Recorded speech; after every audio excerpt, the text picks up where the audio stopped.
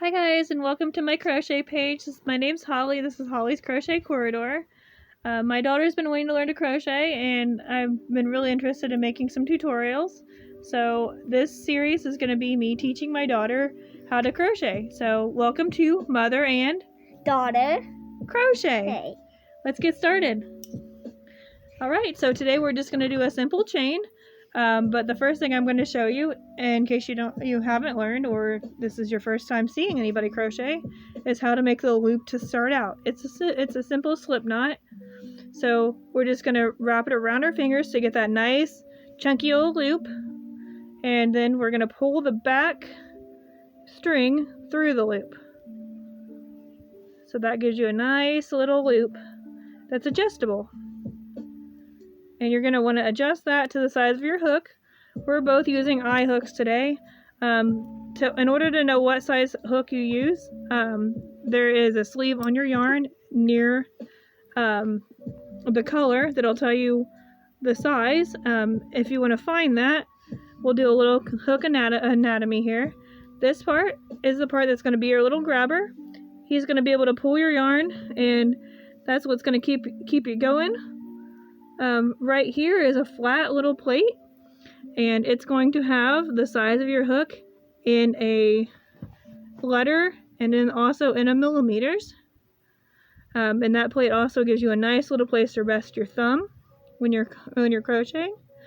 All right, let's start into the chain.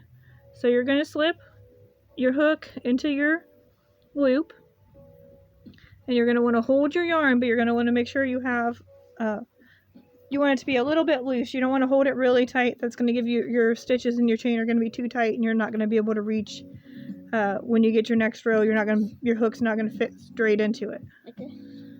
Yeah, you're going to want to make sure you have a nice little length there. Okay. So I always give my yarn a little loop around my finger, not a full loop, but just a place for it to rest. And then I hold it between my fingers like that. So it's looped over this far finger, and it's stuck between the first two. That's how I hold it. So you're going to, that hook, I'm going to try to face it towards the camera. This might turn out disaster here. But that, you see that hook is catching onto the string, and you're going to pull it through. Sorry, trying to do this backwards is a little difficult. You're going to pull it through that loop. I might have to do it forward for me. But you're grabbing onto it with the hook, and then that hook is pulling that string through. That's what that little hook part does. It grabs onto the yarn and pulls it through.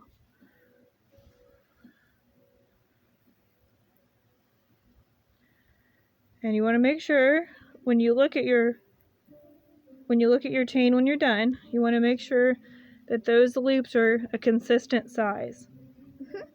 If they're too tight, when you go back in for your next row, your hook's not going to want to fit through there. So your hook's going to have to go through there the next row. You want to make sure your hook fits through there nice and easy. You don't want it to be super loose. If it's super loose, then it's going to give you inconsistent stitches. It's going to be too long at the bottom, and then as you go on, it's going to get tighter. And you're going to notice that your rows are getting smaller. And that's also, it's very important to make sure you're counting your number of stitches in your row. If you miss a stitch, or you lose a stitch somewhere, or you add a stitch in, it's going to also give you that inconsistent size. It's going to be bigger to smaller, or smaller to bigger. And then she's got her chain done. Go ahead and show. There's her chain. She's a pro at making chains, but I wanted to make this first video a really simple, really easy intro. So I think that about wraps up how to make a chain. Here's my little chain again. And it just takes practice. I mean, when I very first started learning, I would just sit and make chains. It's really calming, really relaxing, and now it takes me not very long to make a super long chain. She's super good. He crocheted a lot of stuff.